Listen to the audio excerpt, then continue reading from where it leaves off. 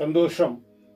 வாழ்ந்தவர் கோடி, மறைந்தவர் கோடி, மறைந்தும் நம்மோடு இருப்பவர் கோடி. அதிலும் சில பேர் மனதில் நீங்காது இடம்பெற்றிருப்பார்கள்.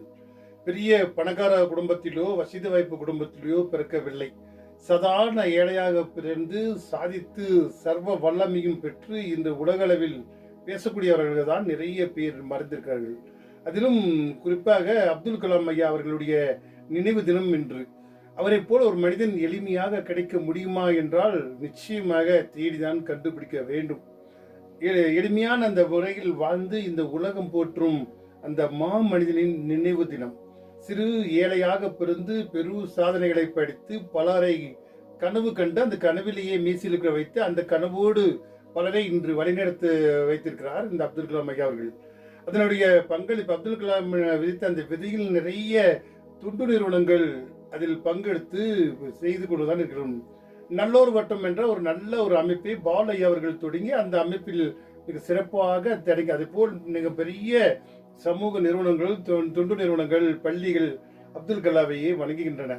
ஏன் அந்த எளிமையான மனிதனை வணங்க வேண்டும்?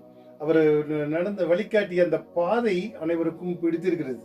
நல்ல சமூகம் உருவாக்குவது, மரங்கள் வளர்ப்பது, இந்த சமுதாயத்தை காப்பது, தன் பணியிலிருந்து வந்த பிறகும் ஒரு கல்லூரியில் பணிபுரிந்து நல்ல சமுதாய மாணவர்களை உருவாக்க என்பது அற்புதமான தன் செயல்பாட்டில் தான் இன்றும் அவர் போற்றப்படுகிறார்.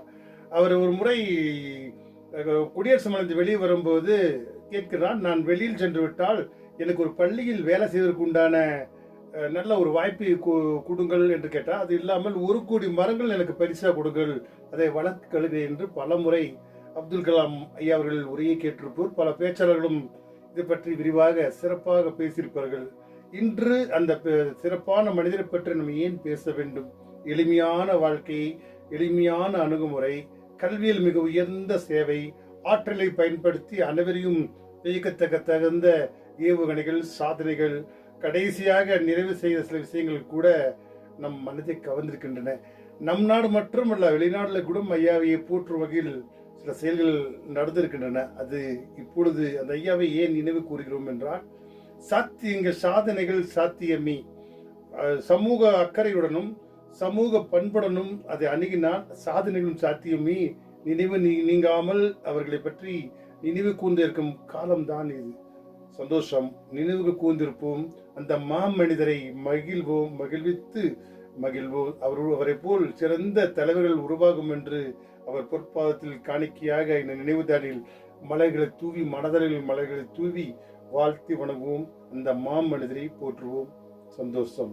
வாழ்ந்தவர் கோடி, மறைந்தவர் கோடி, மறைந்தும் நம்முள் இருந்தவர் கோடி. சந்தோஷம்.